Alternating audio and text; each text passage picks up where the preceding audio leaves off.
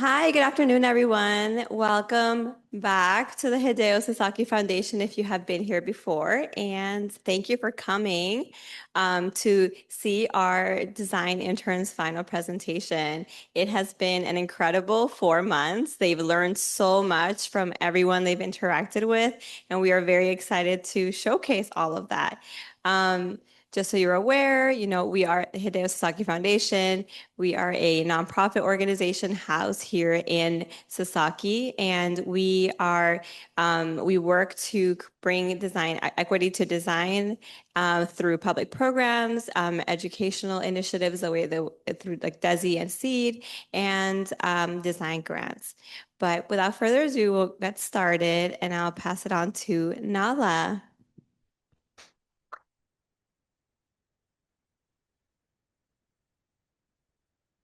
No, okay. Uh, it's my final review thing. Uh, uh, yeah, my name's Nala. I'm 16 years old. Like I'm in the 11th grade. I used to go to Roxbury Prep, but now um, now I go to English high school. My problem statement was that like through research, I realized that like through research and also personal experience, I'd realized that Dorchester has an extreme lack of public spaces for kids. So that leads to them going to places like South Bay and like being hooligans and like being like annoying and bothering people. Uh and then research from the Network for Public Health like showed that a lack of community spaces leads to kids being like like bothering other people and like finding other places to kind of just like congregate or whatever. Um,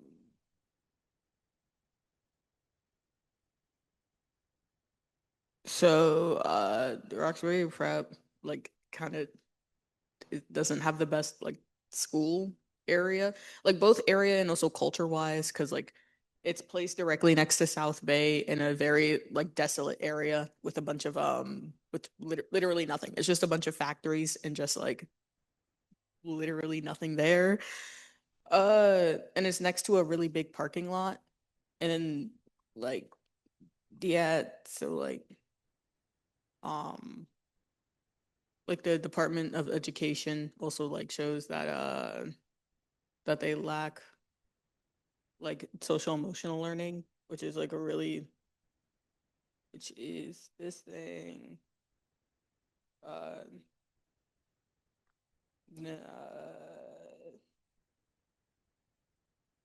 but yeah, so like oh my god. It was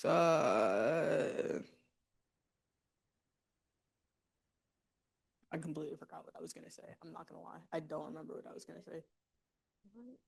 Like it's supposed to improve academic achievement and then also foster mental health by teaching things like self-awareness and self-management and also like how to like regulate one's behavior. And the kids lack this, so then they go out to places like South Bay because the school doesn't have anywhere else for them to like exist basically because the second school ends they just kind of tell everybody to leave immediately. So then like okay. I didn't get anything for community engagement. I got absolutely no responses. So, like it's just the kids there aren't really like engaged with like their environment, nor do they really want to like talk about it or anything. Uh, and then like for buildings, you have like uh the orange ones are like offices and warehouses and stuff, and then like there's only two schools in the area. Like the one next to my site, which is the pink thing, is Roxbury is like the parking. My pink thing is a site, and then the blue thing next to it is Roxbury Prep, and then also like the other thing is like just a random elementary school. And then the green thing is the baseball slash soccer field. The brown is like abandoned slash like poor condition buildings, and then the red stuff is housing, and the white stuff is like I don't know it's there. Uh, And then transportation, like the green one is like the number 10, and the brown one is the 8, and the pink is also the 8, but it goes in the opposite direction. And the blue is the CT3, and the orange one is the commuter rail station. And all of these things have really bad wait times. So like they don't really. And then for technical diagrams, the length is like my site is 391 feet by with a width of 215 feet, and the perimeter is 1,284 feet, and the area is uh that really big number squared. And I wanted to make everything on one floor to make it easier for like disabled people to get out, because I heard a story one time about like someone who had to be carried down the stairs because there was no way for disabled people to get out of a burning building. Uh, and then like the building precedence would be Upham's Corner Library, because I wanted to keep like because it gets next to Upham's Corner, and like I wanted it to look the same as the rest of the buildings. And also Central Library, because they have a large variety of programs, and it serves like different people, like mainly youth through like the teen center and stuff like that. And these were like the visual precedents I wanted. There isn't like a lot of green space around this area, so I wanted to keep like the green space and also reds because I like red. So, um, and then for the circulation diagram, like the left side was supposed to be like half of a library thing, and then half of like a health center, because they don't have a so yeah, like at the front there was supposed to be a circulation desk, and then the bottom left would be a social area for kids to like talk and stuff, because they don't get to do that at Roxbury Prep. They're not allowed to talk in class, or in the hallway, or like at all, like anywhere, like outside of lunch. Uh, and then like they have a silent study space because there's no library in the school either, even though it's a college prep school. And then like 4 conference rooms that anybody can like rent out if they want. And then on the right side would be like a reception desk, and then like bottom left and bottom right would be like a fitness center with like treadmills and stuff. Uh, and then the top right would be like a basketball court that like they could just like use freely or whatever. And then some of my renders would be like this silent study area, and also like one of the conference rooms. And then like my concluding statement was that like a community center helps reduce social isolation, by giving young people a safe and welcoming space to gather and connect with people. And it supports stuff like sports, arts, and also like tutoring that builds confidence and relationships. And then it encourages people to like be around other people because they have a space to be around other people that's not like at South Bay. Um, and also promotes civic engagement through like, like giving people events to attend, and also like volunteering and like helping people like feel a part of their community, and hopefully that'll make them like, like actually care about it. Uh, and that's it. What is it?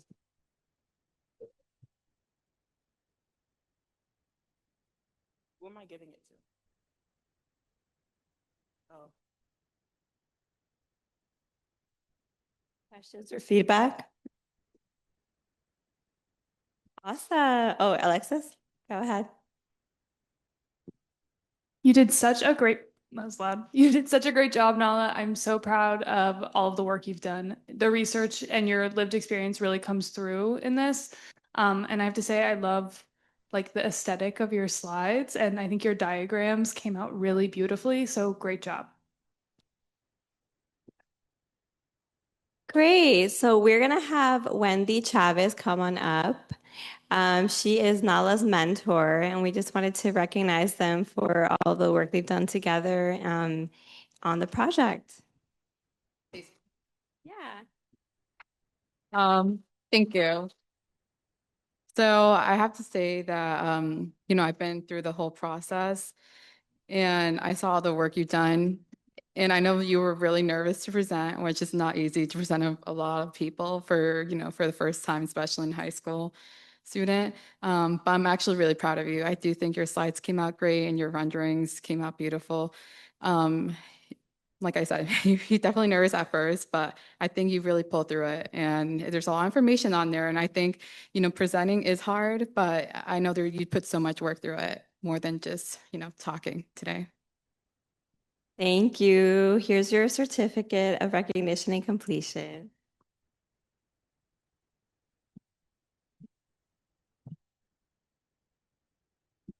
And here's a little gift for Wendy.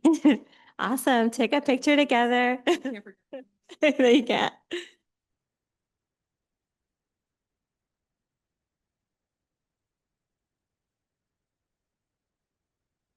Awesome. Thank you.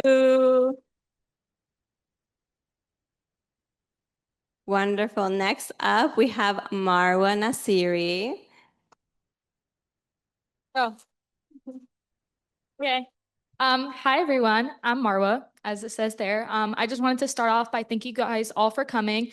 It's nice to see familiar faces, new faces, family, and thank you all for your support throughout the entire program.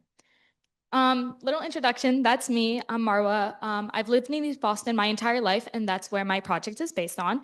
Fun facts, I speak 4 languages and I'm Moroccan. But before I get into my projects and talking about it, I just wanted to do a quick poll between the audiences about commute to school. So whether you're in high school right now or went to high school, I want a raise of hands based on your commute time. So how many of you guys had a 5-minute commute to school? How many of you guys had a 10-minute commute? 15? 20?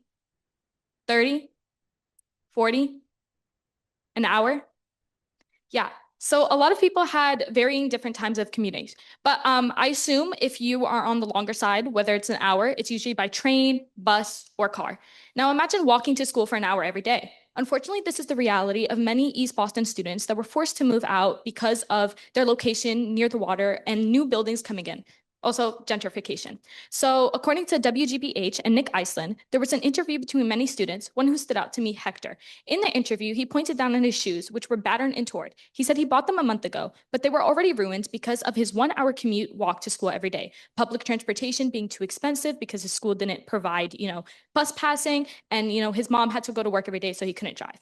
And this kind of influenced me to think about what was an issue within my community: housing. Many people are being forced to move out to Chelsea and Revere and Everett and neighboring communities because of the lack of housing in East Boston. And this kind of influenced my project. So then we go on to my community engagement. I went around my community asking what were the biggest issues you saw reflected. Many people said rent, lack of community spaces, parking, or all three. So I began to brainstorm ways to incorporate all 3 of these elements into my project. And then I came to my mission statement. So through my research and firsthand knowledge, I discovered that East Boston and its residents experience a lack of permanent community spaces, whether that's housing, a community center, just a place for people to be all the time. And the community could benefit from a stable community space, not one that will be destroyed in 5 years to promote a new luxury condo. And research from City Life Vita Urban said there's been a large number of familial displacements due to real estate companies acquiring land at an increasingly fast rate since 2015. And just a little map for you guys to visualize. This is near Lewis Wharf and Marina Wharf in East Boston, Maverick Square. Now, the household income and average rent are from right to left. And if you could see, it's increasingly concerning that a very low income household rent, almost less than 50,000, is next to people who make upwards of 6 figures, even close to 7 figures a year. This was not always the case as presidency. All of these people used to be very low income. East Boston has always been a home from immigrants, whether it's from the 1880s, Jewish immigrants, to now a majority Hispanic community. And this is just a way to visualize how quick the community has changed over the years. So that's what made me choose this site. So a little context, it's about 5 minutes from the place I showed you. This is just to show what is kind of around the community. It's right next to a school, a hospital, lots of green spaces, and next to residential places. Additionally, it's located near a parking lot, so it addresses the parking issue. And a noise diagram. Since I'm focusing on building housing or like a mixed use housing complex, I think it's very important for me to, highlight the noise because East Boston is next to the airport. So it's located about 55 to 59 A-level decibels, which is slightly noisy depending on the time of day, but overall very satisfactory for students. So it wouldn't be uncomfortable for any families or have too large of a disturbance. And a relationship with the neighborhood. As I highlighted earlier, it's next to a hospital, school, and a park, but it's also a 12-minute walk from the Marina Bay, which is where the ferry is located to get to Seaport in Boston, and also 5 minutes from the train station. So this is not only accessible for people that don't have cars and need to rely on public transportation, but overall very walkable and located in a great area for a family and a community. And my precedents. When I first came about approaching this, I wanted to make something, creative, design, like something that stood out in the community. And then I took a step back and thought, if my project is really about making something for the community, it should be something that fits into my community. So I looked at neighboring like housing in East Boston. East Boston has a lot of triple-decker homes, lots of apartments, but also more modernly, this is an example of kind of the area I live in. There's been a blend of two different types of textures on the outside to kind of like a creative, modern twist on this like standard housing. So that's kind of what I wanted to emulate in my own building. So just some rough sketches. So as I said, I wanted to mix in a community space with the bottom floor. So if you can see, I started obviously with the bottom floor. On the left top side, there is that kind of community area. Then there is kind of what I envisioned as the main space. And then I thought about ways to also adhere to a young adult audience. Obviously, I talked a lot about youth, families, employment, but East Boston also is 80% young adults. So I wanted a space where they could really thrive, whether it be with their, success in career or just thrive in general. So I changed it to 3, but I started with thinking about 4 rentable halls where they could promote their business, whether that's an at-home nail salon to finally getting a storefront, a little cafe, just a place where young adults can kickstart their careers without worrying about the price of opening up a shop. And more sketches on the outside. Again, I was thinking of ways to make my project kind of interesting. So I thought on the side of the community center, I could emulate a mural onto the glass panels to kind of bring communities together. Throughout East Boston, there are several murals located among walls that kind of promote, culture, immigration, community. And I thought that's a great way to kind of bring the spirit of East Boston into this new building. And so getting into some technical drawings. On the left, this is what I envisioned the bottom floor. Just some advice for scaling. Every foot you see here is a third of the actual space. So my actual building is 180 feet by 190 feet, but I scaled it by 3 here. So those are the 3 rentable halls where people can work, elevators, stairs, the community space, and kind of this main lobby area. And then on the farther left, that is an example of a layout of a 2-bedroom building. As I said, this is adhering for families, so I'm kind of thinking of multiple people living here rather than just one. More technical drawings. This is a section of what I imagine an apartment building would look like, just for to get a visual of how people would live in there, what it would look like if people are actually in this space. This is what I would kind of imagine the top floor would look like. Very spacious, obviously 2 rooms, bathrooms, nothing fancy, but something stable for the community. Getting into my program and circulation diagrams, on the left, again, is just how people would move in. So entering through the doors, navigating through the living rooms, kitchens, bathrooms, bedrooms, utilities, overall. And this is how they would navigate from the bottom to the top. So the bottom floor on the left is kind of that community space center. On the right, I kind of did people talking to show this like business, consulting, rentable halls for people. And then the kitchens represent the living aspect of people going up and down stairs. There's elevator access. Overall, just how I want people to feel like it's a very fluid space and not like very divided. There's a lot going on in my building, from community center to rentable halls to housing, but I want it to feel very fluid and comfortable for everyone that lives there. So we get into my material collage. So as I said, the outside, I wanted a mix of these wood shingles and brick, like I showed in my precedent photo, concrete for, the stability structure, steel for structure, marble for bathroom flooring, wood flooring, glass, and that yellow part I included there is what I envisioned as insulation, just for some color, that yellow fabric sheet material. Yeah. So we get into my detail, and this is just a rough sketch of what I wanted my detail to look at first. I wanted to approach my detail from what I deemed the most interesting part of the exterior of my building, which is this transition from the brick masonry to my glass frame wall and the mural. So I wanted to turn it to the side and cut it vertically so you could see the transition of materials. And this is what I got on Illustrator. So just some context, that is the brick wall On the bottom, you're seeing is the window is actually that white narrow thing between those two dark lines where the arrow is pointing. And the window frame is that entire thing. There's some insulation on top, CMU blocking for structure, and the actual interior wall, which is what everyone is going to see from the inside of this building. Renderings, this is just kind of how I imagine people would interact in the community center. There's kind of that mural made by the kids in the neighborhood for the neighborhood, viewing onto the outside, gardens, parks, kids playing, families there, tables, just a space, again, for the community. My renderings again, this is the living room. I just wanted to show a life of how I envision families to be there. Again, this is for families, for the community. So it's increasingly important that everyone feels comfortable and at home in this space. And this is what I mentioned the outside of my building to look like, that brick masonry, that glass wall, trees, people, cars. It's right next to, if across the street there would be the park, the tiles, and the windows. And just to close out, so with this addition of this mixed housing unit, many families would be able to have a stable space. East Boston, as I said, gentrification has been pushing everyone out. So it's increasingly important that everyone feels comfortable. The rental spaces will allow smaller, oftentimes people of color-owned businesses to thrive and grow, promoting, access to a better and stable career. And this will help foster what I deem the true spirit of East Boston, which is mutual support, community, and determination. Thank you all. And I just wanted to, again, close out, say thank you all for supporting me throughout DESI. And I'm very happy to see all your faces here, and thank you guys all.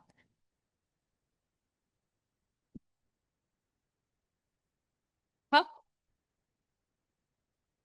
Oh, do you guys have any questions, comments, anything? Oh, Ta. That was a great presentation, Marwa, and I love how much thoughts you put into your design, and just overall your rendering was amazing. And you can just really tell like where is where, and it's very clear to the audience. So thank you.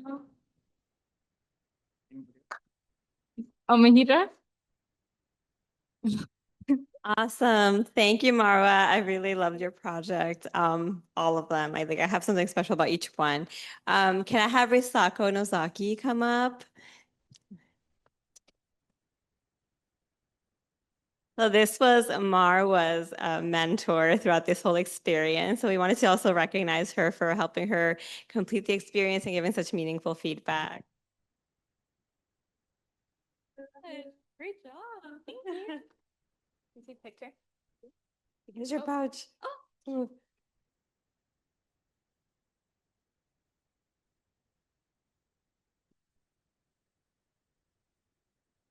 Thank you. Thank you. Great. Next up, we have Sintong. It's okay. So this is a picture of me in 2012. I was 5 years old. The slide you see on the picture on the left is 6 feet tall, and the monkey bars you see here, which felt enormous and super challenging at the time, as you can tell by the look on my face, was 5 feet tall. Now, 13 years later, I'm 18 years old. The slide is still 6 feet tall, and the monkey bars are still 5 feet tall. Nothing has changed, not my love for these boundless spaces, nor the structures themselves. Yet I feel outgrown of these spaces. Hi, my name is Singtong Guo. I'm a senior at Boston Latin School and a rising freshman at Carnegie Mellon University, planning on majoring in architecture. And today I will walk you guys through my presentation on the importance of play for adolescents and how my design aims to address those benefits.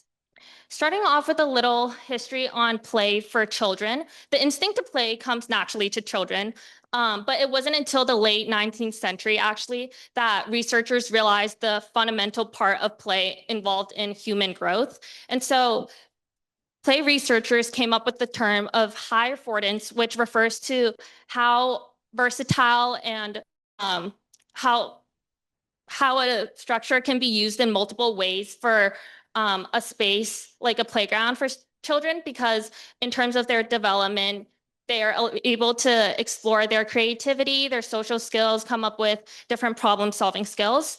But these skills doesn't just end at childhood, and this leads into my problem statement. Through research and firsthand knowledge, I discovered that adolescents in Bay Village and similar urban neighborhoods lack public spaces that reflect their developmental needs. These communities can benefit from an adolescent-centered play structure that reimagines playgrounds as a transitional third place for youth. Research from the Journal of Urban Health and Youth Speaks Boston reports that teens are often perceived to have outgrown playgrounds, but their desire for play persists.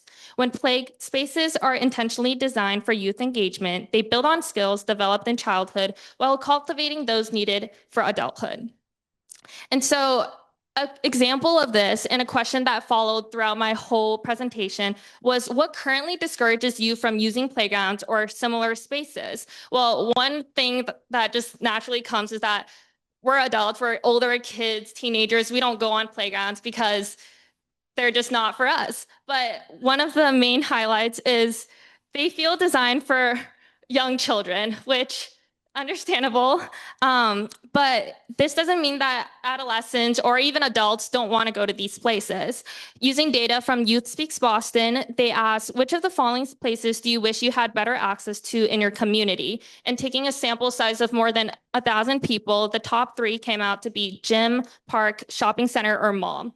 A common thread between all of these is that they're outdoor spaces, or shopping mall can be indoors, but they're outdoor spaces that allow people to interact with each other in a way that they're engaging in physical movement, but also socializing. And so going into my project, my neighborhood, Bay Village, is the smallest officially recognized neighborhood in Boston. It's a very dense residential neighborhood that's wedged between several commercial neighborhoods, including downtown, Chinatown, South End, and Back Bay. And it's also bordered by the Massachusetts Turnpike. And so my site is 152 Arlington Street, which is currently used as a high school for students interested in going into medicine. And so I would see a lot of just teenagers around in the morning and after school waiting for their buses.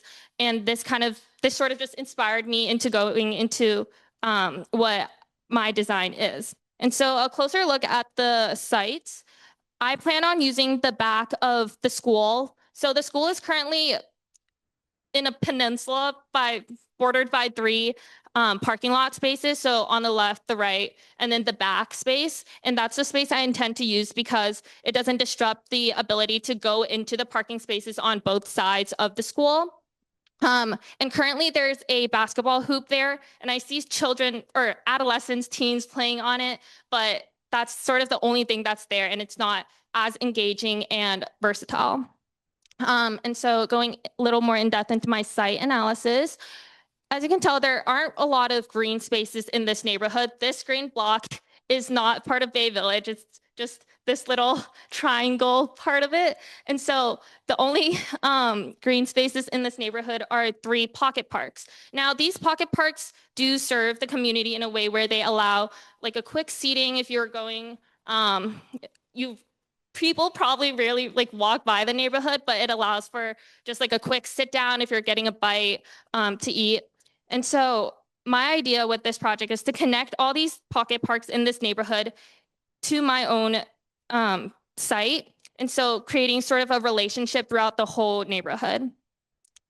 And then taking a look at the noise traffic site analysis with a playground, with teens, it's expected that there's going to be noise. However, given that it's a school right now, and it's also in between one main road and then the turnpike, a lot of that mitigates the noise coming from the school itself.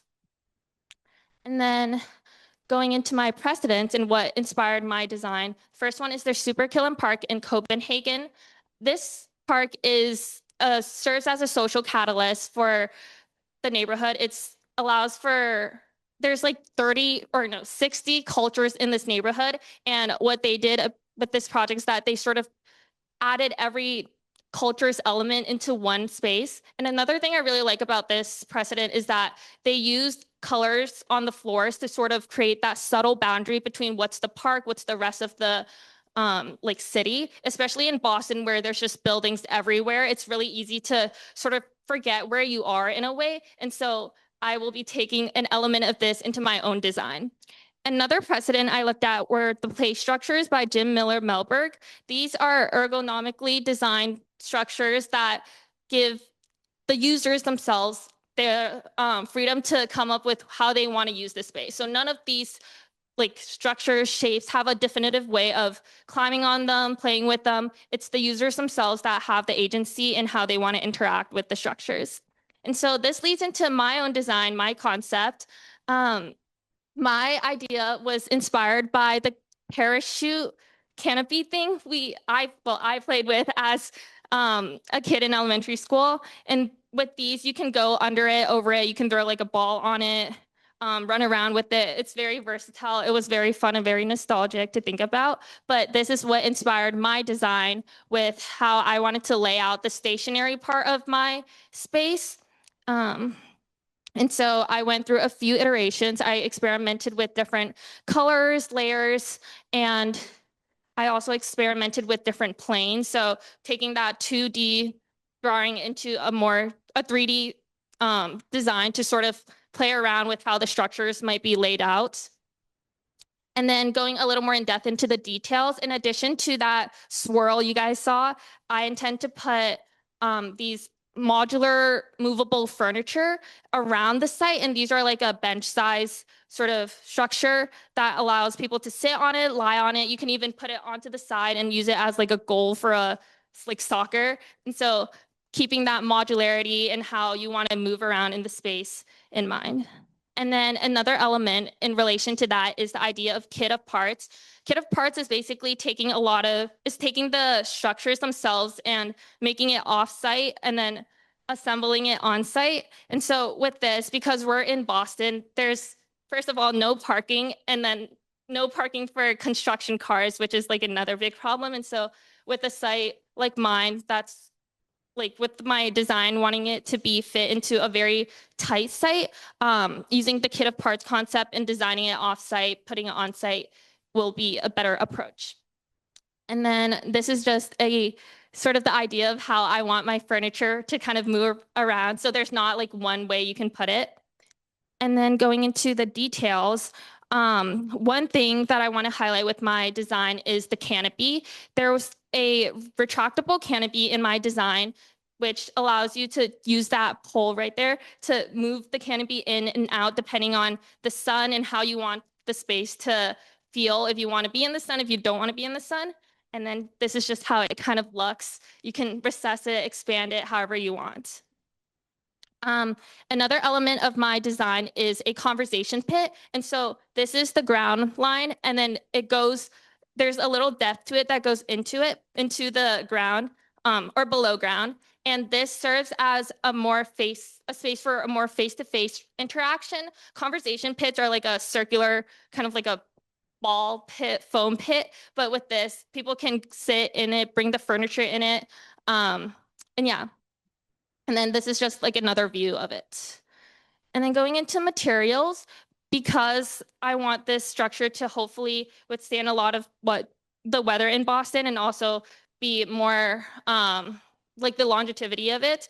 A lot of these include steel and metals that can withstand the weather. So whether that's the sun, the rain, as well as the PTFE membrane for the canopy that cleans itself with the rain.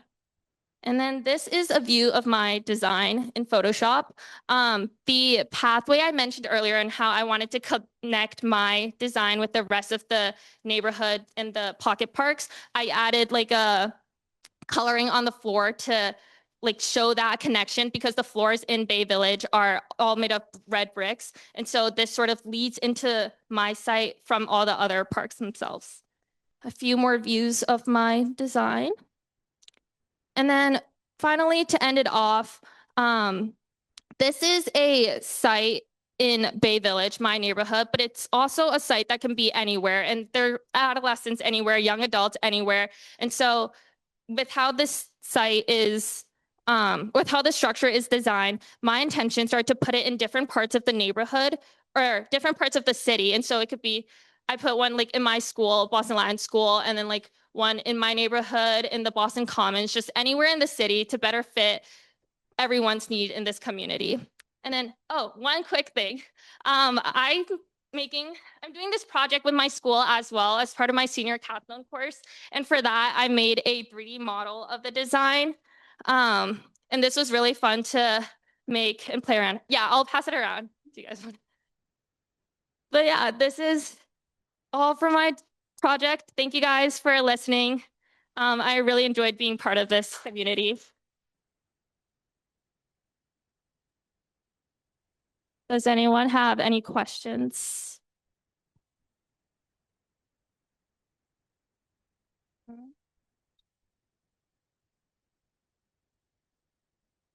Where I really love the precedents you mentioned, especially the one with like the modular playgrounds and how you sort of like the user takes their own like thoughts about how to use it and how you sort of just like expanded that into like placing it into multiple places like this, like you've had 4 places. I also really liked how you gave it thought about like the assembly part, like how people will manufacture this, how will they will build it, especially in like such heavy urban spaces. I thought this was like a very thoughtful piece in a project. Thank you.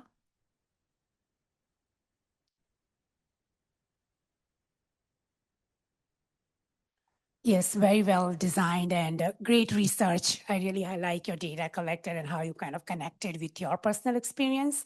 And I think this is a great need, not only for the urban spaces, but also for the suburbs where there is a space, but there is not really a thoughtful integrated design like you had presented. And you really thought about like the texture, finishes, color, all of the design elements. And I think you blended very well. I really enjoyed it. Thank you.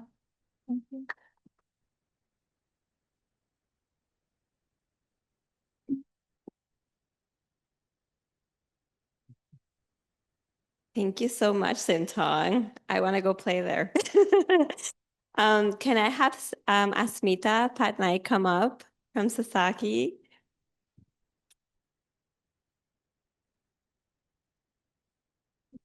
Thank you so much for all your support. These two are like biffles, like they're like always friends, like talking so much about architecture. I love it. This is why we love mentorship. It's meant to be a great connection for the future. But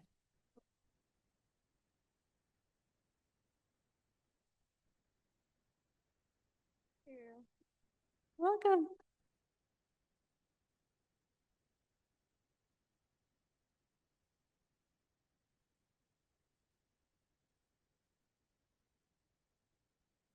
Also, today happens to be a bit of a moving day at Sasaki. So if you hear a lot of shimmying and sliding, ignore. People are just trying to get furniture out of the building. Thank you for your patience. Awesome. Next up is Mahidra Yadav from Somerville. Hello, everybody. My name is Mahedra, and my project's about the United Housing Community. So before I get started, I want everyone to start thinking about this question a little bit. What makes your neighborhood truly yours? Not just because you live there, but what about it makes it your neighborhood? So yeah, a little bit about me. I'm from Nepal. I've lived in multiple communities and countries. I love talking about affordable housing and community, which just happens to be my project. Okay, a little bit about my community, my neighborhood, Somerville, and its history, redlining. It was a racial practice from the 1930s to the 60s, which created maps that outlined areas based on risk, with mainly red lines marking areas with people with Black and minority peoples. And these lines, these maps were created so those people would not get loans from banks, would not get opportunities, and all the factories and highways would be built in these red areas. And you might be wondering, why does a practice from the 1930s, 60s matter till today? So this is a redlining map, and this is a map from last year, 2025. And you can see when you compare these maps, how green spaces and heat levels, things like that, still exist till today, how the effects of redlining still exist. You can see how green spaces, there's almost no green space in the red areas, and the heat levels are way too high. And if you notice the little star, that's where my site is located. And going into that, this is where my site is. It's in 5th or Webster Avenue in Somerville, in the heart of Union Square. If you've ever taken the Green Line, if you know the Union stop, that's right above my site. So yeah, this is a site map of my site. The star is again locating my site, and you can see the residential and commercial buildings and houses around my site and what the life around the site looks like. And I want to use this map to really showcase how much green spaces and parks there are on my site. As you see the circle, that's a 0.25-mile radius from the site. And you can see how there's almost no parks, no green spaces. And that's another effect of redlining. And through my community engagement, I really love this question and really showcases how important my project is, how most people feel the area is very unaffordable and almost somewhat unaffordable. And this is because of redlining and all these new buildings being made and all these commercial areas and buildings. And another question I thought was important and really showcases the experiences and what people really value about housing.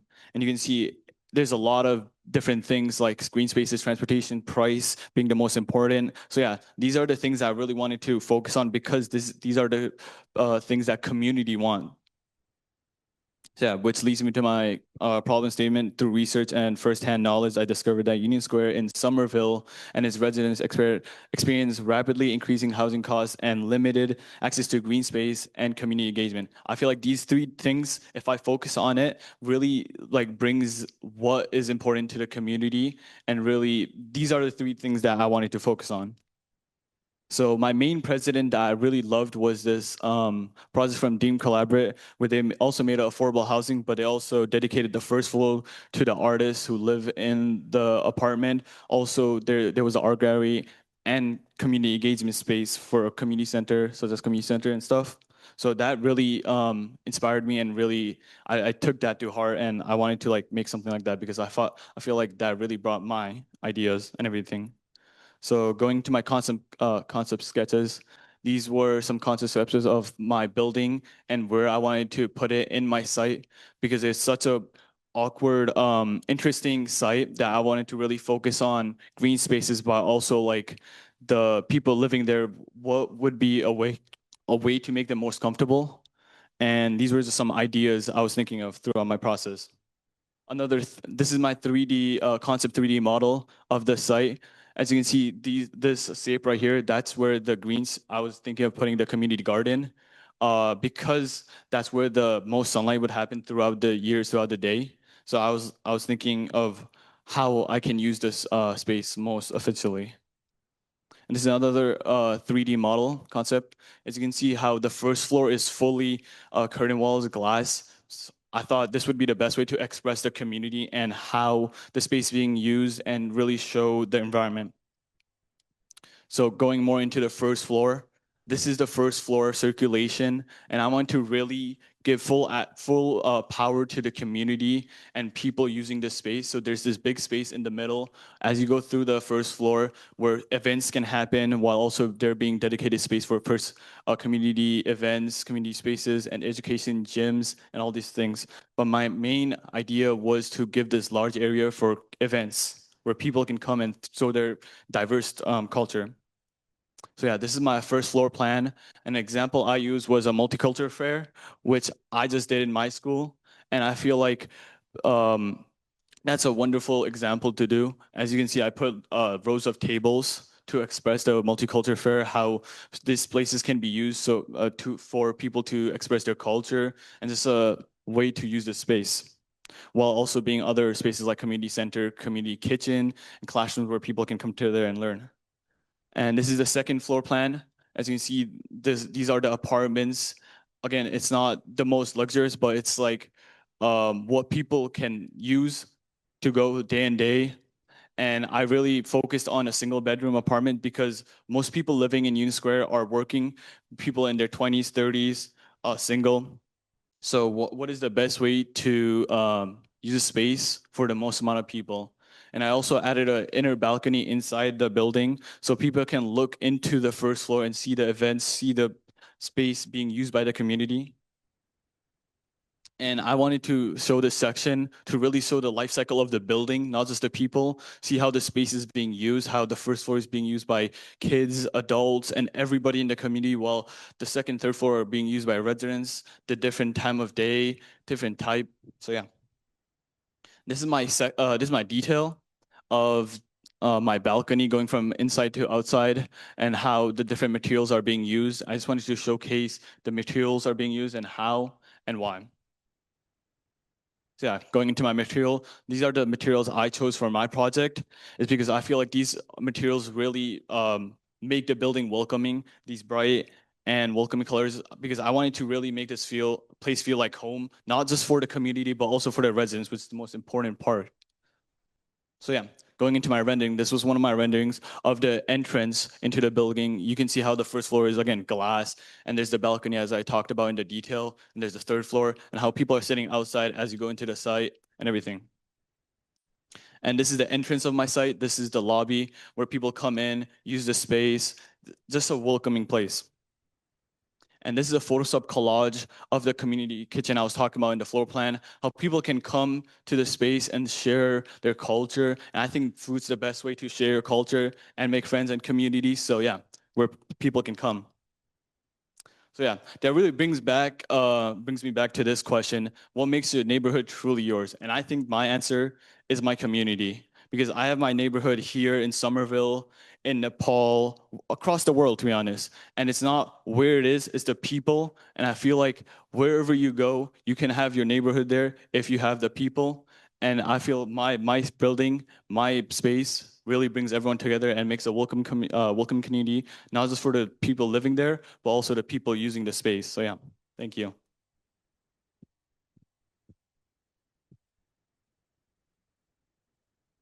Any questions, comments?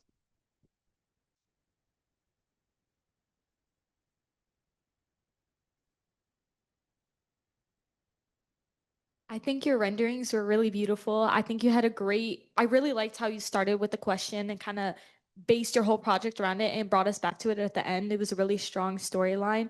And again, like your renderings were like very beautiful. Like I would want to live there. So, yeah. Thank you.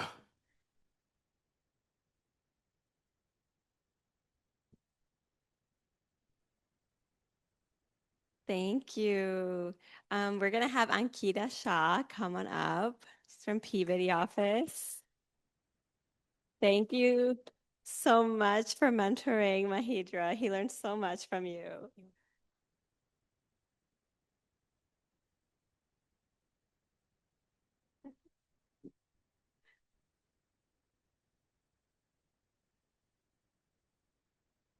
Great. We're gonna have next up we have Jonathan Vasquez. Thank you. Hello everybody. Once again, just want to thank everybody for coming in here, and I hope you enjoyed your 5-minute break. Probably should have been longer.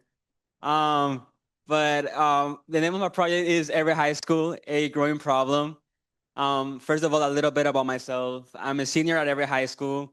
I'm 17 years old, and I'm heading off to UMass Lowell this upcoming fall. I like to stay fit. I like to go on runs. I like to lift weights. And for the most part, I would say I'm a really positive person. This is the collage that I designed for the city of Everett. As you guys can see, it's a really unified community where people like to engage, especially around Glendale Park, which is right next to our high school. Even though Everett is a beautiful city, there's a really concerning problem. And it's that we're currently growing at a rate of 1.36% annually. So in other words, we're getting 725 new people every single year. Obviously, this also impacts our school district. If you don't believe me, that's what our main staircase looks like every single day during transition periods. Barely any room to walk through, and forget about getting to class in time if you're on the 5th floor and you want to get to the 1st floor. So I started wondering, why is this problem happening? Why is it that Everett is so overcrowded in comparison to other schools? And I realized that the high school being here in the middle, my site, the one in red, it's surrounded by so many yellow squares. In other words, residential.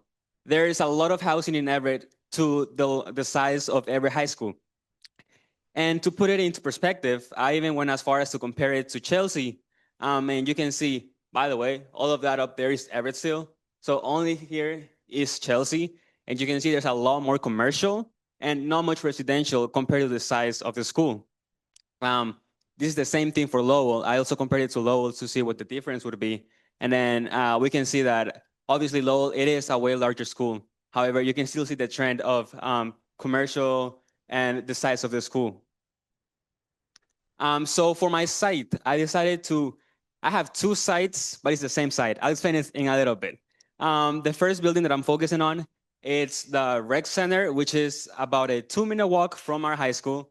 It is currently used as a place where a community has events such as blood drives or fundraisers, stuff like that. However, we also have another place where we do stuff like that, which is our current health and wellness center, aka our old high school, where in this building, about 80% of the whole building is not being used.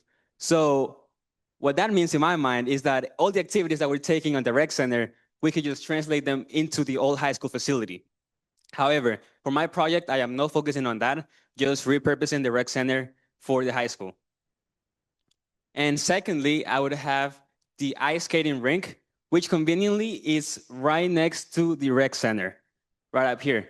So for my project, what I would do here is unify these two buildings and create a satellite building for every high school. Now, I knew what I wanted to do. I wanted to repurpose two buildings, but I had to have a feeling of what my community thought about it or what the thoughts were. So I went around and I passed a survey around, and I found out that more than 80% of the respondents said that they think the response to this overcrowding issue should be either create a new facility or just expanding the already existing facility, which tells us that the community is well aware.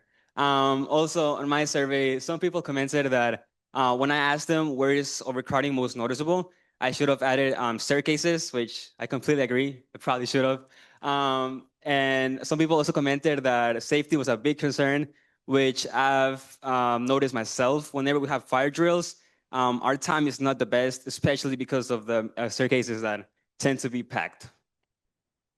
Which brings me to my mission statement. Through research and first-hand knowledge, I discovered that Everett and its residents, especially students from Everett High School, experience a rising overcrowding issue within its facility, causing the building to turn rooms not designed for teaching into classrooms to meet the demand of the different types of classes the school must have. However, these poorly assigned classrooms lack the resources of an optimal site of learning due to its lack of space. Research from the city of Everett highlights the severity of this issue, stating that a student body over 2,845 students or 154% overcapacity will not be tolerated. To put it into perspective, we are currently at 2,300 students, but the building was designed for 1,800 students. So we're already over 500 students over capacity.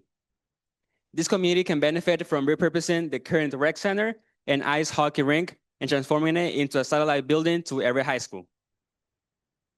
So I already knew what I wanted to do. So I went around and looked for inspiration. What have other schools done to mitigate this issue? Conveniently enough, I found Lowell High School, which is what I had already done analysis on. And I really liked how they're approaching their overcrowding issue themselves. First, they started by repurposing historical buildings that they had next to each other.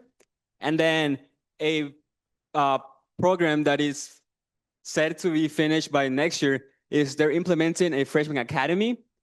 However, it's not directly next to the high school. They're incorporating this kind of campus feeling that colleges tend to use, but rather incorporating into a high school setting, which is something that I really liked and obviously goes along with my project.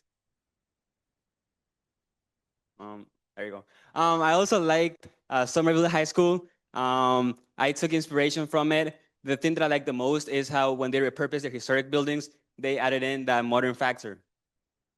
So that brought me to my materials. I kind of had an easier time with this because I just repurposed the materials that the current building already has. However, once again, I wanted to give it that more modern look, incorporating that type of glass that I was talking about, and making sure I still keep the every high school facade with the brick veneer, the zinc panels, and the CMU. So I started sketching. I wanted to see how big my site could actually be, how much stuff I could actually fit in my site, and also the structure of what my vestibule entrance would look like. Shout out to my mentor Elise. She helped me with that. Once again, just trying to see how much I can fit in my space. And so I just decided to create a simple section view just to show the mass of classrooms, how many I would be able to accommodate in my building, as once again, it would be a 5th-story building. And in the first floor, you guys can see the flow of staff and students, and as well as the classrooms on top. This would be students going into the building, as you can see, walking into this new lower classmen building. Oh, for my detail, I focused in this area right here, which is connecting the mullion to the insulating glass unit. I focused on this part because I found it so interesting how the different adhesives work together. Because I really just thought it was just mullion and then glass, and then I didn't realize the amount of different types of adhesives that were needed just for it to be weather resistant, and as it is a curtain wall, for it not to just fall off. Now I want us to take a little step back and think about the future. I want to think about the upcoming class of 2040, aka my little brother James Vasquez, which if this prototype solution goes into place, he will be able to take part of. This would be the first floor. James Vasquez would be able to walk into a school where, first of all, he has access to study pod, a quiet place where he could finally take classes. Let me tell you, in every high school, whenever a teacher is absent, students are forced to either go to the gymnasium, auditorium, or cafeteria, all places where there's little to no Wi-Fi. So how are they even supposed to do missing work during that time? Also, a place where staff can actually work happily during their break. I incorporated break rooms. In every high school, about 75% of break rooms were taken up as classrooms, just because we do not have enough room.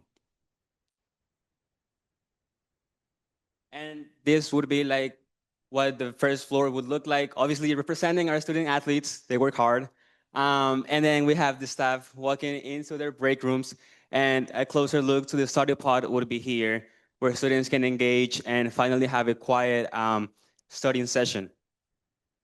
This is a floor plan that I created for a simulation of what a floor would look like with the classrooms. I wanted to give a really big emphasis on STEM classrooms, as I noticed, me personally, in the STEM field, we're lacking a lot of, we don't having enough labs. Quick story time. Last year in my chemistry class, you know, in chemistry class, you're supposed to have a lot of labs. Just because we didn't have enough stations, I had 2 labs my whole junior year, which probably resulted on my C. But let me not get into that. And then using the base of that floor plan, I decided to create my circulation diagram where you can see 2 different paths. You have Mac, who's a sophomore, and James, who's a freshman. As you can see, they wouldn't have that much trouble as they have 7 different type of access points through the staircases, this being the main staircases, and then other 6 strategically positioned staircases so they can easily flow throughout the building. And for my conclusion, I just want to say, if this solution were to take place, it would be a solution where students and staff can happily enjoy their time at every high school and not bump into people every 2 seconds. And this would create a way healthier work and study environment. Thank you.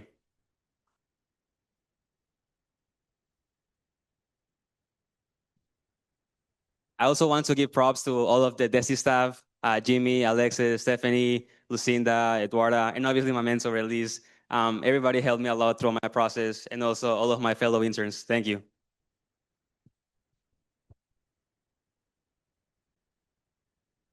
Questions, comments?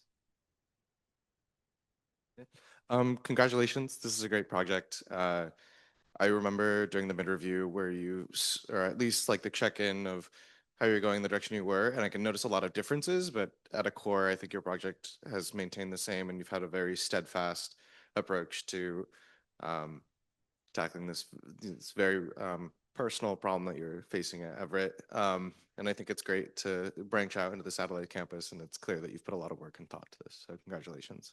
Thank you. I appreciate that. Thank you. Great presentations, but I'm a little bit curious about, at the beginning, you said that there's another building that's only 20% of it is being used. And so you said that it would have been better if the resources from the other building been transferred to that building, right? And so is there any reason why you didn't like decide to stick with that plan that you had or suggested? Yeah, it's because at first, during my research process, as my side at first, I wanted to make an expansion of every high school. And then way later into the process, I just thought of that. And I was like, oh, wait, I would have probably been a better project. But I had already created like all the floor diagrams, and I was like, yeah, never mind. But that's a cool idea for the next project. Awesome. Thank you. Can I have Elise Park come on up? You want to recognize her? All the support you've given her, Jonathan. You give her. Oh, and her pouch. Oh. Oh, I gave you one. Never mind. Yeah, never mind.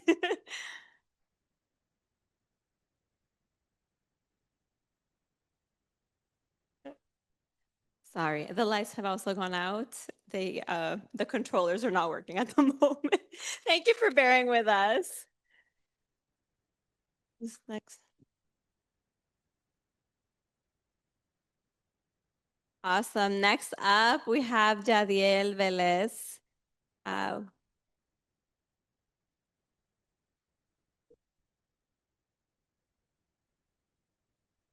Let me see. Okay. So my name is Yadiel. I'm a junior at O'Brien, and I live here in the Chinatown area. So let's start off with some background info about Chinatown in general. Chinatown was built on landfill in the 1830s, and it did get redlined, which, according to this graph diagram, I don't know exactly what to call it, you can see that areas that were redlined with the stripes have high heat vulnerability. You can also see that Chinatown residents endured anti-immigrant sentiment and early exclusion laws because Chinese laborers were hired to do work because they worked for cheap.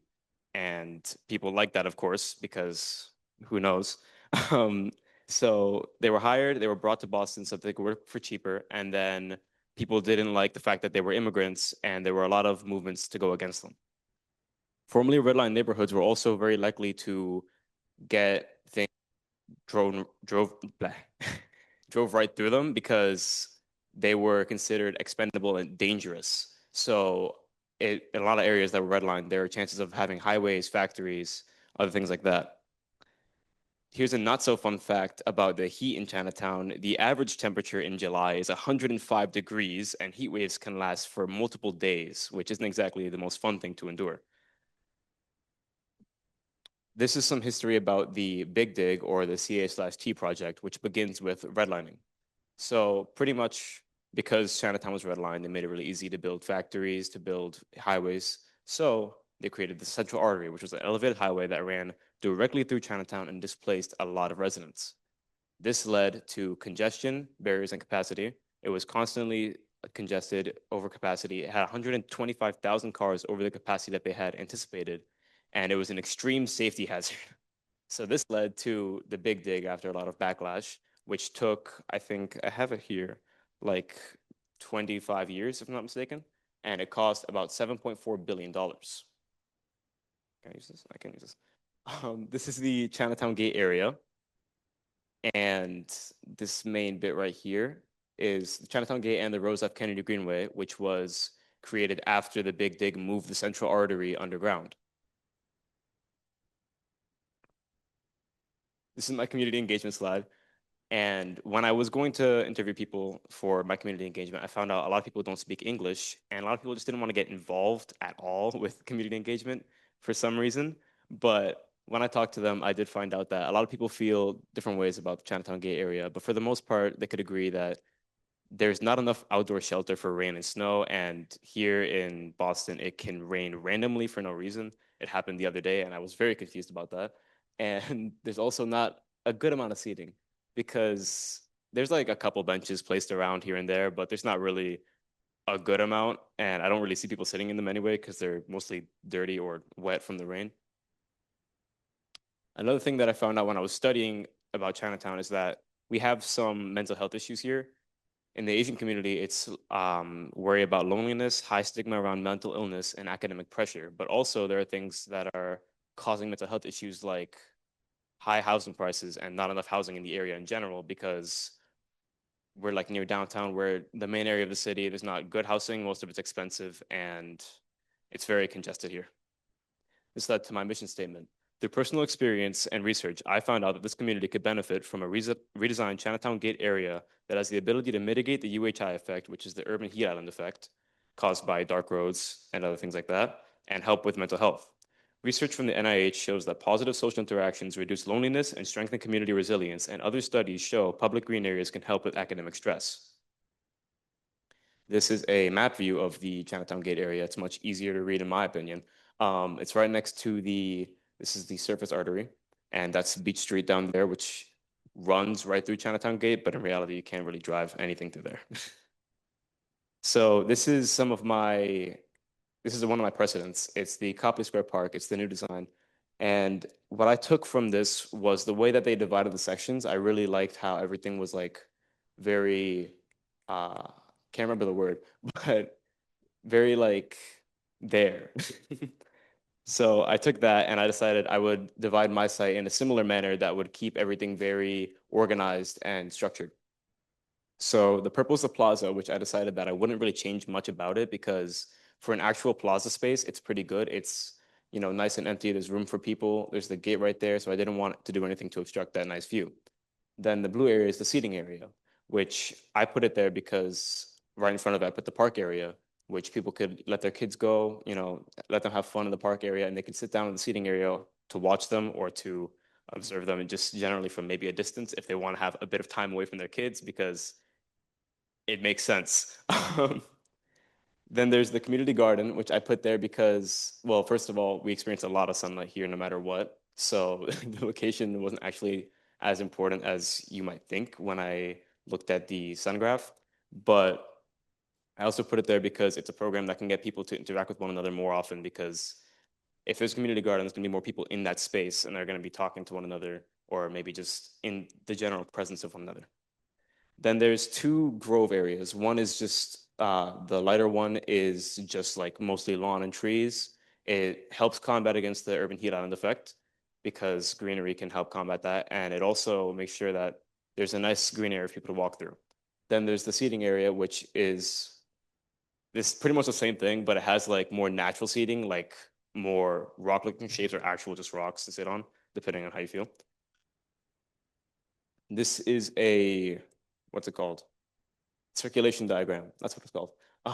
So pretty much we have the plaza, which goes down into the surface artery and more of Beach Street. And then there's the gate up top and also more of Beach Street, but that area is less busy, has less traffic. The plaza can lead directly into the park because it means that's like the way that I see people coming the most. So if you're coming there with your kids, you can just let them run off into the park. It'll be right next to them. There's no issue with having to go around a big gate or whatever. It can also be entered from the path because the path's there for a reason. You can also enter the seating area directly from the plaza in case you're coming from the street, from Beach Street, the other way with the surface artery. And it makes it easier to get there and to sit down and calm down for a bit. I put the garden next to the park because of just because of where it is in terms of it's like bordering the street. So I figured that'd be a good place because you can just fence it off on the ends, and it'll also cut the kids off from the park if anything, because they can't just run straight into the street. Because kids. We have the two seating groves. They're just there because, first of all, not gonna lie, might not know what to do with space, but it's also a great way to combat the urban heat island effect, because a lot of the manners that I was researching, I actually couldn't do because there's not a lot of space for me to work with here. Then there's the two sheds, which are there because of the Rose F. Kennedy Greenway. In order to maintain the area, they need to have sheds, which they have like storage containers there now, but the sheds are not only nicer, but they'll also replace them and move them more a bit out of the way. This is Harlem Grown. It's in New York City, and this inspired my community garden just for designing the actual plots themselves. So this is the plan view of my site. It's not technically fully modeled, but it's most of it. Up here, up top, you can probably tell by the shape, that's the community garden. Very, very difficult to model because of the weird shape that it had. But overall, you can see there's a couple of different plots, different sizes, stretched out along the edge. There's a lot of space there for you to like just walk around freely. And overall, the path has a good amount of space in between it. The seating area, this whole thing is a lot of space. I didn't scale anything. So it's like 382 feet by 94 feet and 9 inches, which is a lot. This is a section view of just the garden plot. I like doing this bit a lot because it helped me understand and learn what was actually inside of a garden plot in the first place, because I don't do gardening, so I have no clue. But I got to research it and I got to learn about the thickness of the wood that should be in place to hold everything together without it falling over or without it being um, too little soil, pretty much. And then also the actual components of the soil itself. This is another one of my precedents. This is a park over in Charlestown. It's by the, I think, I forgot what it's called, like the Navy thing. But pretty much I took inspiration from the big rocks that you see there, and you probably can't see them, but there's some really small like square things over there.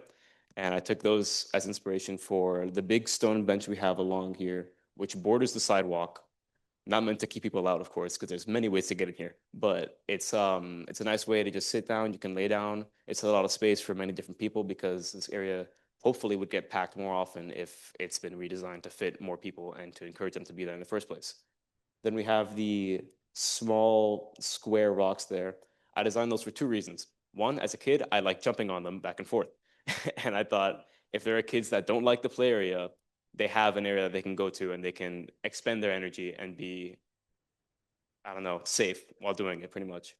Then there's the wood seating, which is placed the way that it is here because it encourages people to, if there's no seats around, hopefully they'd sit down there because what else are they going to do?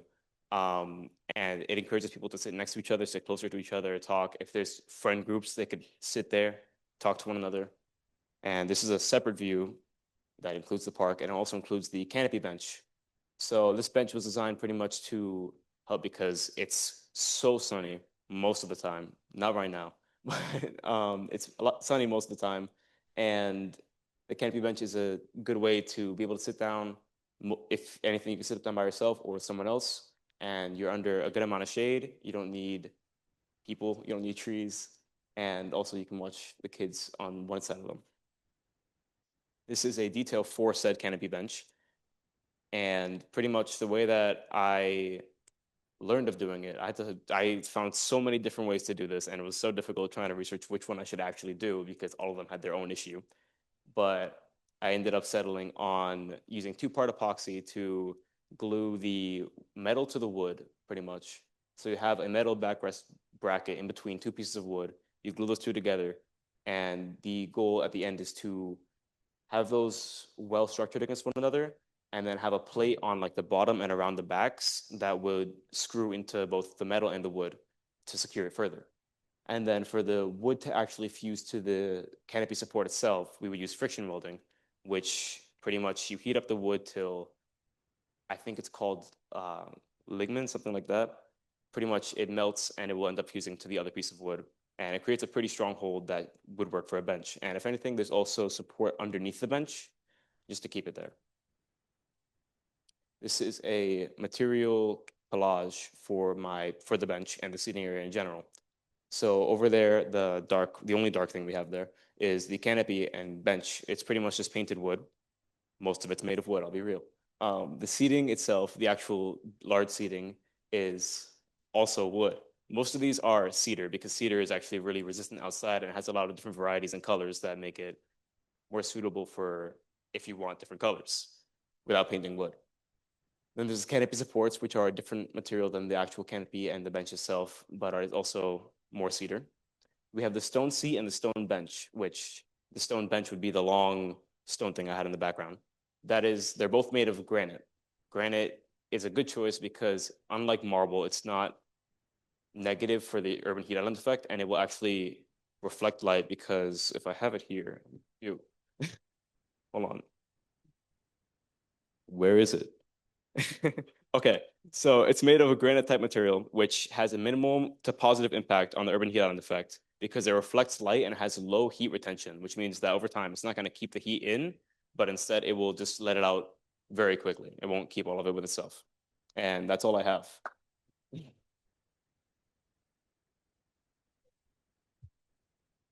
Questions?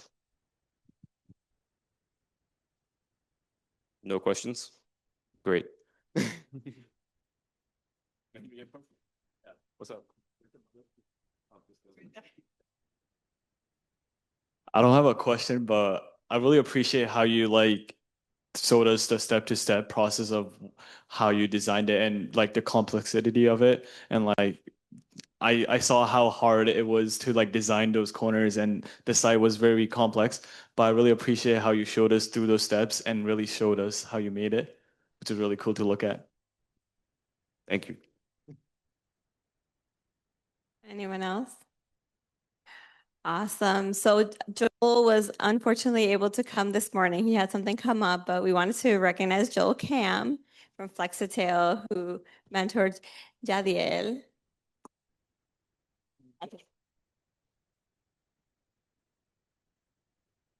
That works. That's fine. Awesome. Next up, we have Jose.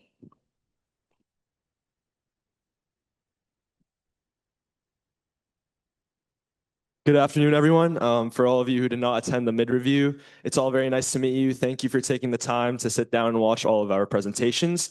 Today, I'll be presenting social fragmentation and accessibility in the Lower Alston area. I've lived in the Alston area for about 11 years now, since me and my family immigrated from the Philippines when I was 5 years old. Whether it was me taking walks by the Harvard Business School with my mother or going after practice to eat ice cream with my parents, it's always been a closely part of my life, and I really just enjoy the Alston area and living inside of it. Today, I wanted to cover 4 of my aspects and walk you through how I came up with my cultural overpass. We're going to start by leading up to the present, seeing the overview of the history of Lower Alston, then going through my ideas and how I created the I-9 cultural overpass, bridging the gap between the Alston community and the BU campus. And then we're going to talk about developing the concept, actually conceptualizing those ideas into sketches and creating a basis. And finally, the rendering and planning, where you see sections, rendering, and just overall visualizing the project. Now, starting off, I wanted to talk about where my project was in proximity to the Sasaki Foundation office. It's about a 20-minute drive along the Charles River, but it's still relatively closed off compared to the other parts of Boston. And so residents that usually want to get to the main part of Boston or near the Sasaki Foundation need to take only the Green Line or need to have a car. Lower Alston started in 1858 as a prosperous farming community with residents coming from Eastern Europe and Western Europe. And by 1874, when it was annexed by the city of Boston, that is when you really started to see industrialization, people coming in, more dense housing, and the creation of Harvard Stadium, one of the most notorious artifacts of the Alston community. I wanted to also touch on community engagement. 2 of my main questions were, what would you like the I-9 intersection to be? And would you like more green space in the Alston area? Most of the residents actually did want an accessible walkway for residents, and this community engagement allowed me to grasp what I should prioritize in my I-9 cultural overpass. I wanted to go back to the history and talk about 2 maps. It's from 1873 to 1899. As you can see here, there's a clear difference in just a 26-year span. By 1899 into the 1900s, there is more rapid industrialization, more residents coming in, and more settlements. So you can see there's a clear difference in my neighborhood throughout the years. As we move into the present today, you can see by 1938, the opening of the Turnpike, which is really what my project is surfaced on, the I-9, that is bridging that gap. And by 1960s and into the present, there's heavy urbanization. More factories are coming in. And even today, you can still see constant development, particularly with a new hotel opening up along that I-9 interchange. I wanted to also touch on the 2 aspects that are most important to my community, the use of light and green space. On the left, you can see a diagram where I modeled using black and yellow where the shady areas of my neighborhood were versus the sunny areas. Essentially, black here enables the shady areas, which are where residents live, and the more sunny areas are where cars fluctuate, like the I-9 interchange and the BU campus. On the right are the clear amounts of green space, the major ones. Obviously, there are parks throughout the neighborhood, but I just wanted to illustrate how overgrown the I-9 is and how much green space there still is to cover. And here's a Photoshop collage I did earlier in the project where I wanted to connect the rowing community to the local artwork in the Alston area. And through research and firsthand knowledge, I discovered that Alston and its residents experience significant physical and social fragmentation caused by the highway infrastructure of the I-9 interchange. Now, getting into the actual project itself, the I-9 cultural overpass, I wanted to zoom back in. Here's a highlighted amount of my actual site, which is that huge 90-acre plot of land, so a lot of space to work with. When conceptualizing my actual design, I started by thinking about what I wanted to add. First, I wanted to use elevated surfaces that involved accessible pathways for residents to walk through, community gardens to foster that engagement and interaction between residents, and finally, a basic visitor center for residents who were coming in or just new people who wanted to visit something that was meaningful to a community in the city of Boston. Now, developing the actual concept. I realized from a bit of concept sketching and research that a multimodal pathway of green space and integrated transit station at the I-9 interchange would bridge that gap in my community. And through discussions with local residents, I was also able to support this. The first president I used was Little Island in New York. Shout out to my mentor for recommending me this, but it's a small, highly designed public park built on the Hudson River in Manhattan. It's on structural concrete columns rising from a body of water and designed by Thomas Heatherwick. What I really liked about this precedent was the way that it allowed users to play around with elevation. You have sort of this use of green space, but it's just unique to essentially look at, and I modeled a lot of my visitor center over it. Here's a basic program diagram where I really just use basic shapes to illustrate what I wanted it to use a plot of land for. In the middle, you have a tunnel system for cars to fluctuate. On the right, you have the visitor center, 2 community gardens, and then a public park. And there's 3 distinct pathways to enter from. You have one from the Lower Alston community area, one leading out into the Charles River, and another into the BU campus. So it really is accessible to all its residents. Here's a circulation diagram, just more illustrating how residents would move in and out. And while creating this, I came up with the idea of adding little circles along the pathways for citizens to sit down, look out, and enjoy the beautiful view of the Charles River. Here's my first material collage. Essentially here, I wanted to use low maintenance trees. There's a Japanese oil and balm tree was a big part of my project, but I wanted to make sure that it also did not require a lot of maintenance so residents could just enjoy the space without having to deal with local workers coming in. I also felt like for the aesthetic, having vines hang off the limestone walkways would just make it more homey. And I felt that what residents and users experiencing and what they're feeling inside of my space also mattered just as much as the space itself.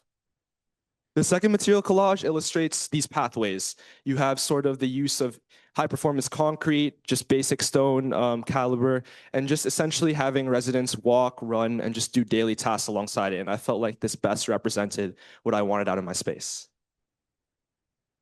The second precedent I used was the Maxey National Museum of 21st Century Arts. What I love so much about this precedent was the way they use interwoven ramp networks and structural walls that became circulation surfaces. A lot of my actual site deals with working with these elevation spaces, and particularly my visitor center, I wanted to prioritize circulation in it so that it's not only sustainable, but enjoyable for my users. Here's the actual visualization of my project. I wanted to let you guys know that despite how big my project is, I only decided to focus on one section of it, and that's the visitor center, which is that yellow square in my program diagram. I started with a detailed drawing. Essentially, I wanted to use a 4-layer wall for my visitor center, starting with stone interior cladding as the walls inside for users, which is then built with insulation surfaces such as mass timber and hempcrete, which is then matched with a beautiful pine exterior cladding that kind of shows off the natural aesthetic of the actual visitor center itself, with a 1-inch gap to prioritize insulation as well.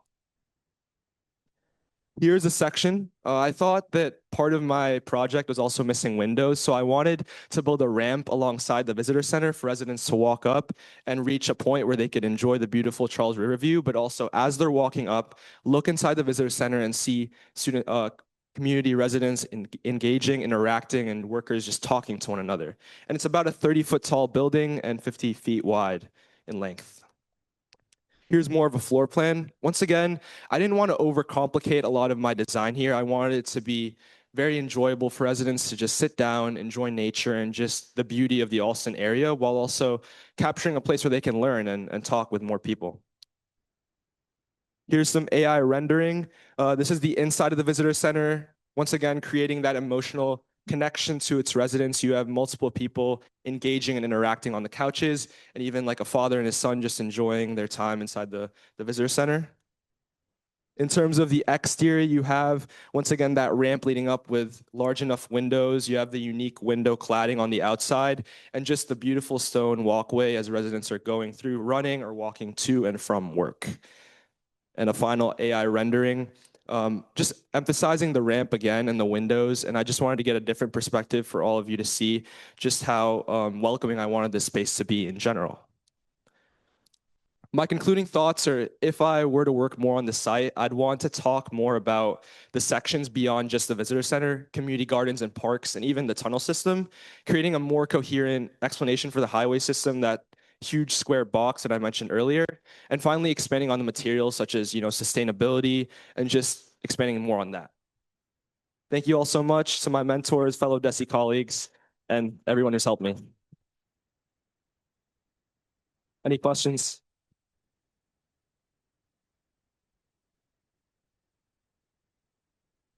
Yeah.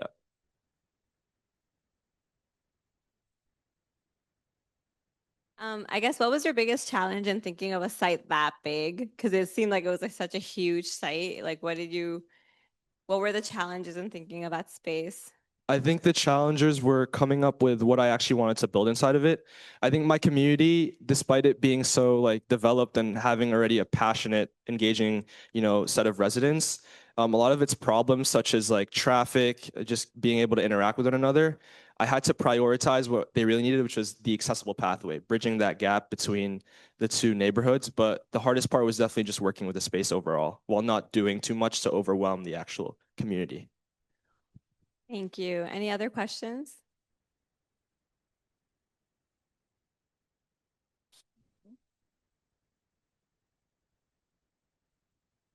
I just want to say great job. That was an amazing presentation, and I want to say that was like really great attention to detail. I really appreciated that you made a materials the what's it called, selection, but you also did a vegetation selection. So I think that that was really great. Good job. Thank you so much.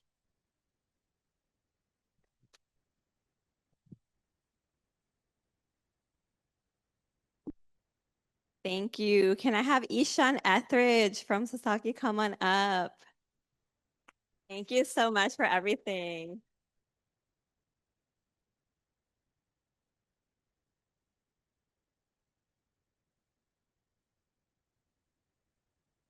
Awesome. And lastly, we have Garnett from Dorchester.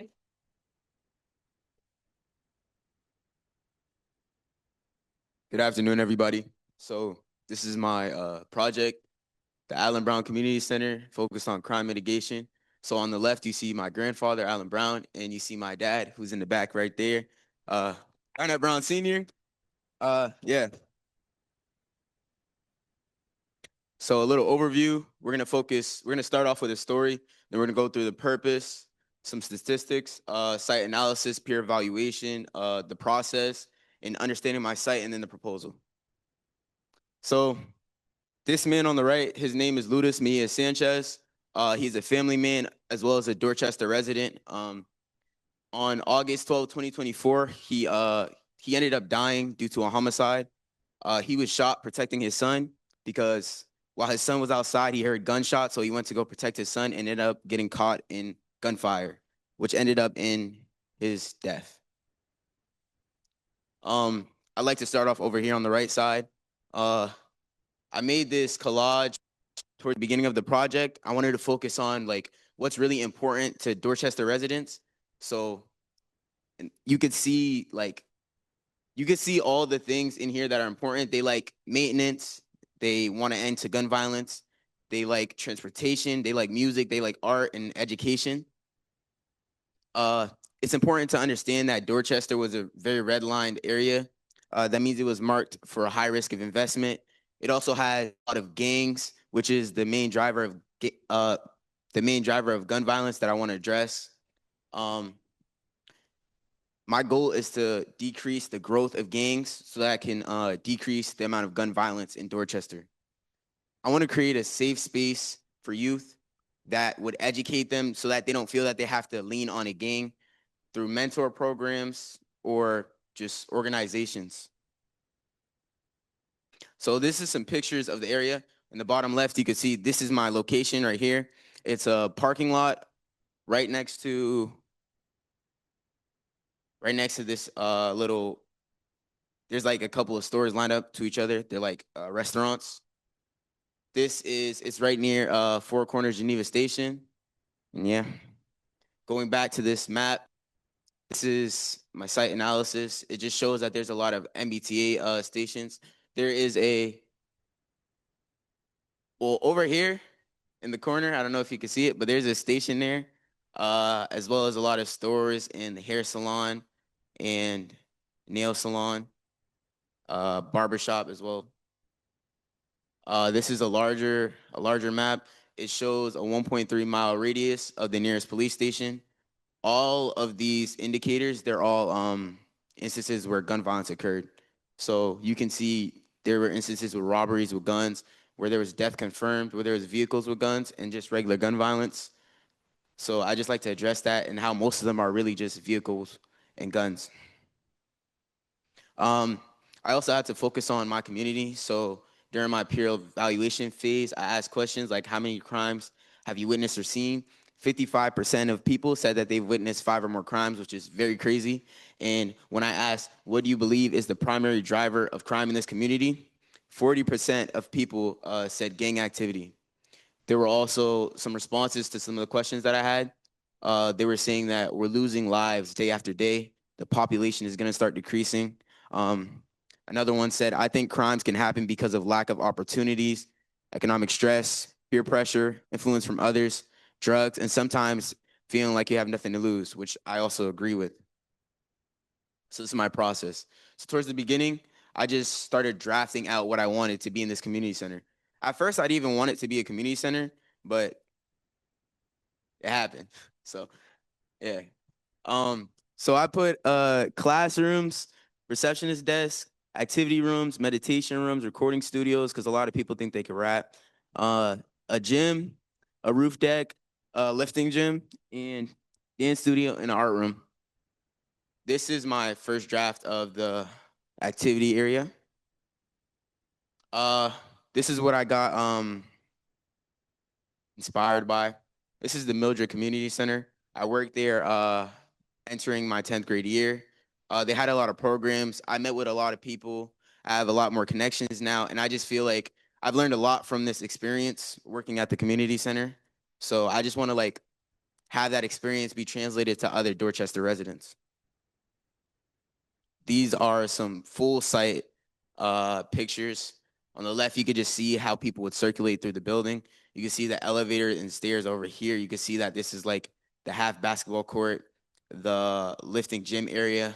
You could just see through and see just everything and how people would converse and just communicate with each other on the top floor on the roof. So this is my detail drawing. For the exterior, I wanted it to really match the buildings that surround it. So I choose even drag brick stretcher. It's like a gray brick, as you can see.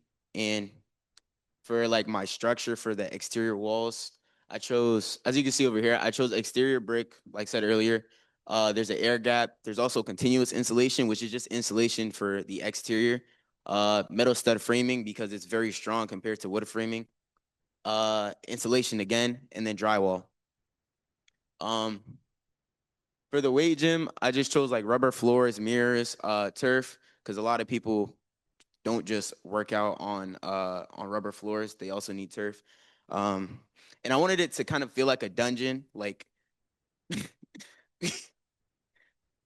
I wanted it to be like, I don't know, it just feels cool, a cool area. So that's why I chose like the walls in the gym. It's like a kind of brick painted black. For like the library and the focus rooms, I chose chevron fabric, charcoal fabric.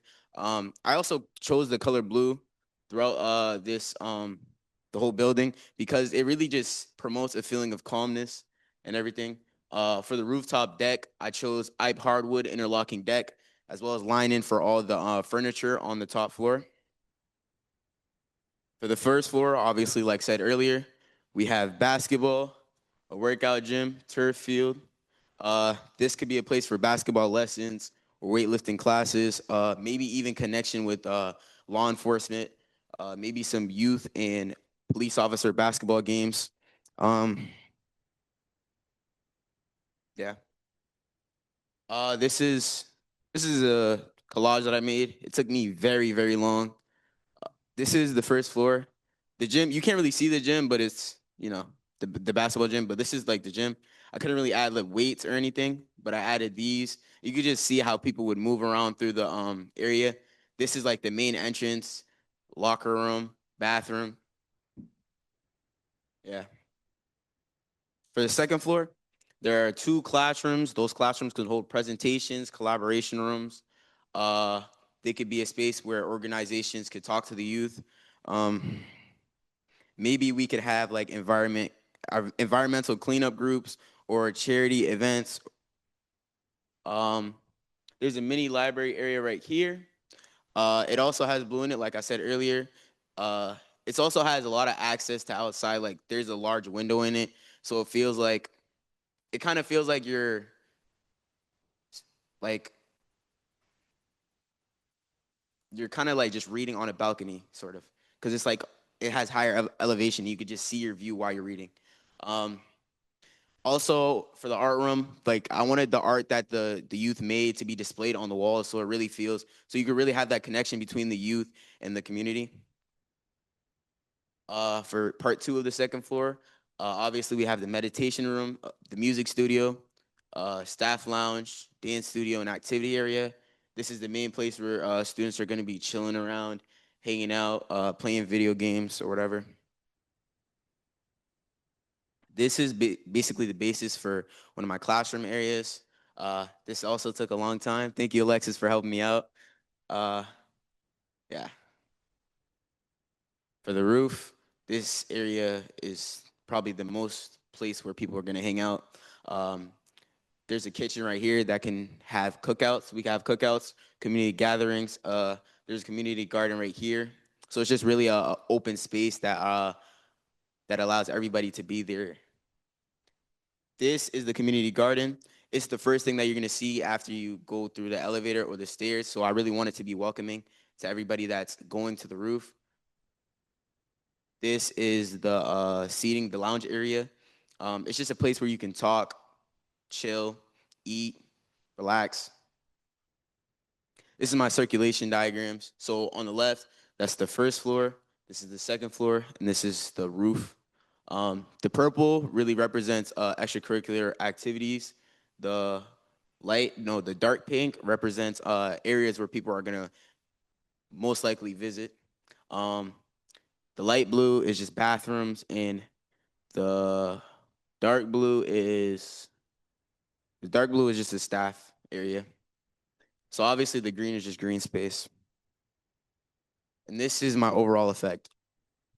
My design is aiming to help make Dorchester a safe, clean, and united community, a community where people support one another and have the opportunity to thrive. The implementation of this community center would help to mitigate gang growth by providing youth with positive alternatives, mentorship, and lifelong opportunities.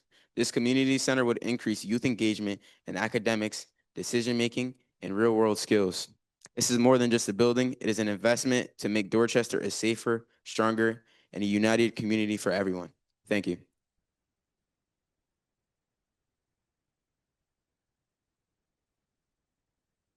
Any questions? Any questions?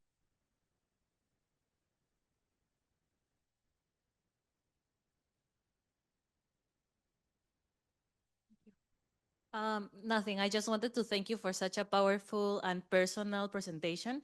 I feel like all throughout your project, it really showed how well thought every single piece was put together, because it wasn't just the physical aspect of your project on itself, because obviously getting into the detail of materials of every single piece was really important, but also the programmatic use of your users. It really showed how you really understand the community, and implementing all of the different program uses within the building on itself was really important, and I really appreciate that. Thank you. Thank you.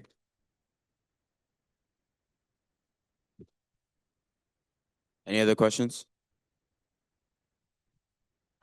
This project was very special to me because my community has experienced a lot of gun violence growing up, and I also went to school Roxbury, Dorchester area, and just know the reality of that space in many ways, and just such a full, vibrant community as well. So seeing a young person from Dorchester develop such a well thought out, and meaningful space for the people that live there is so special. Also, the inclusion of music studios, because people think they know how to rap, but you got to give them a chance, man. You got to try. I love that, and just the ability for. I think the space also. It also is opposite to what most people are thinking about when it comes to design, or making everything airy and big and bright, but it's more like, each community has its own identity, and you're trying to seek drawing young people, and you're in your own generation, and I think it's reflecting in your design as well. Thank you. Thank you. Any other questions? Shout out to my mentor as well. I don't think he's here, but he helped me a lot, and I learned a lot of things from him as well. Awesome. Yes, it was Marcos Muriel from Lero Hill. There you go, Garnett. Good job.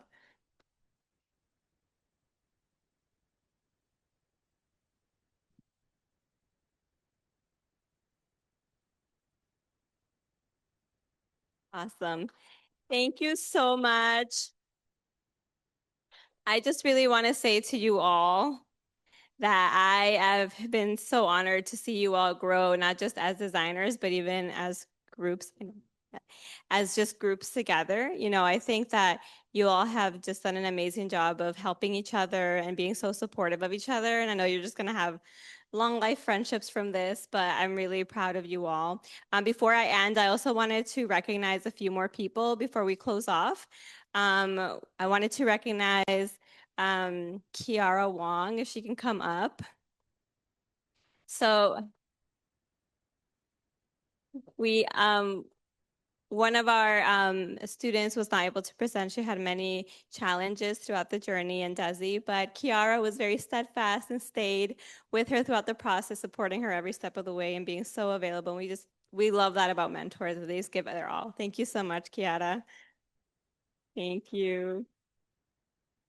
And I wanted to have Lucinda and Eduarda come up. I just, oh, okay. And Alexis back there as well. She's a design lead.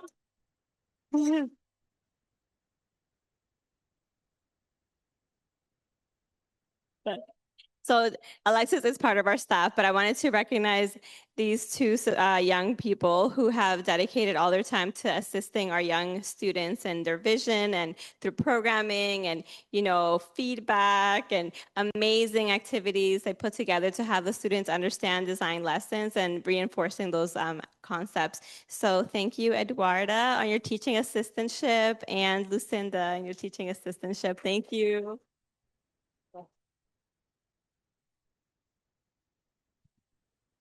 And thank you all for coming. I want all of you to take a picture in the back because this lighting has been very hard on us today. Over there is better lighting, but thank you so much, everyone, for coming to support. I really appreciate it. Oh, and one last shout out to the BAC crew over here. Raise your hands. So they also came from the BAC to volunteer, and I wanted to give a shout out to all the mentors and parents that came along. And Mary Ann is here, actually. She's our president and chair of the foundation. So thank you all for making the time to come on out. Great. Please take food. We have leftovers, and we would love to get the food going with you all. Our DESI team can go to the back and take pictures, and then you'll all be dismissed. Thank you so much.